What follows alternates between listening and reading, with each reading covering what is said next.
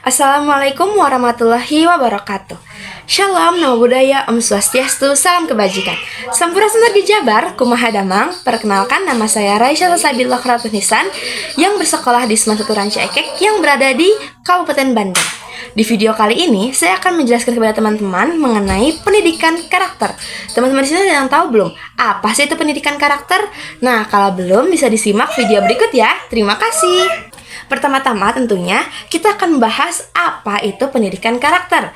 Nah, menurut Kamus Bahasa Indonesia, pendidikan sendiri merupakan sebuah proses perubahan tata sikap pada sekelompok orang dalam melakukan usaha untuk dewasa melalui upaya pengajaran ataupun pelatihan.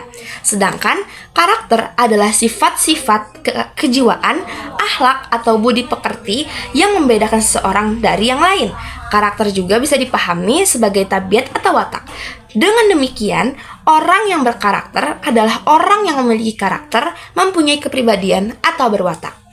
Nah, jadi bisa disimpulkan bahwa pendidikan karakter merupakan proses pengubahan sikap dan tingkah laku seseorang maupun kelompok dalam usaha mendewasakan manusia lewat upaya pelatihan dan pengajaran. Serta apa sih itu tujuan dari pendidikan karakter sendiri? Nah, langsung aja. Jadi pada dasarnya, tujuan utama pendidikan karakter adalah untuk membangun bangsa yang tangguh, di mana masyarakatnya berakhlak mulia, bermoral, dan bertoleransi, juga bergotong royong. Lalu, apa sih itu fungsi dari pendidikan karakter sendiri? Jadi, pada dasarnya, fungsi dari pendidikan karakter adalah untuk mengembangkan potensi dasar dalam diri manusia, sehingga menjadi individu yang berpikiran baik, berhati baik, dan berperilaku baik. Dan juga untuk membangun dan memperkuat perilaku masyarakat yang multikultur. Nah, sekarang kita akan masuk ke dalam anak-anak dari pendidikan karakter ini sendiri. Yang pertama ada budi pekerti. Teman-teman ada yang tahu nggak budi pekerti itu apa sih? Dan pentingnya untuk kehidupan kita tuh apa? Jadi, menurut KBBI, budi pekerti memiliki arti tingkah laku, perangai, maupun akhlak. Kata budi didefinisikan sebagai alat batin yang merupakan panduan akal dan perasaan untuk menimbang baik dan buruk. Selain itu juga dikaitkan dengan arti tabiat, akhlak, watak orang yang baik, perbuatan baik, dan kebaikan. Sementara kata pekerti didefinisikan sebagai perangai, tabiat, akhlak, watak, dan perbuatan yang kurang baik. Jadi, dapat disimpulkan bahwa budi pekerti adalah perbuatan yang mempergunakan pertimbangan akal baik dan buruk. Dengan kata lain, budi pekerti adalah tingkah laku nyata yang berdasarkan pertimbangan batin manusia dan tertuju pada suatu maksud. Kita langsung masuk ke dalam contoh perilakunya. Di sini ada 5 contoh perilaku yang menggambarkan budi pekerti. Yang pertama adalah menunjukkan rasa hormat kepada orang tua, guru, dan orang yang lebih tua. Yang kedua, bertanggung jawab atas perbuatan dan perkataan sendiri. Yang ketiga, jujur dan amanah dalam setiap tindakan. Yang keempat adalah peduli terhadap sesama dan mau membantu orang lain. Yang kelima, berani bertindak sesuai dengan prinsip yang diyakini. Lalu, setelah kita mempelajari budi pekerti, ada hal lain seperti etika. Tentu saja teman-teman mungkin ada beberapa orang yang sudah tahu tentang etika ya, karena kita sudah mempelajarinya di asesmen 3.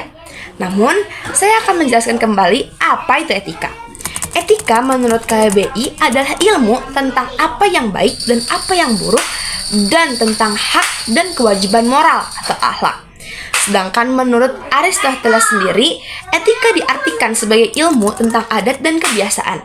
Etika merupakan salah satu disiplin ilmiah yang bertujuan untuk mempelajari tentang moral. Lalu apa itu manfaatnya etika?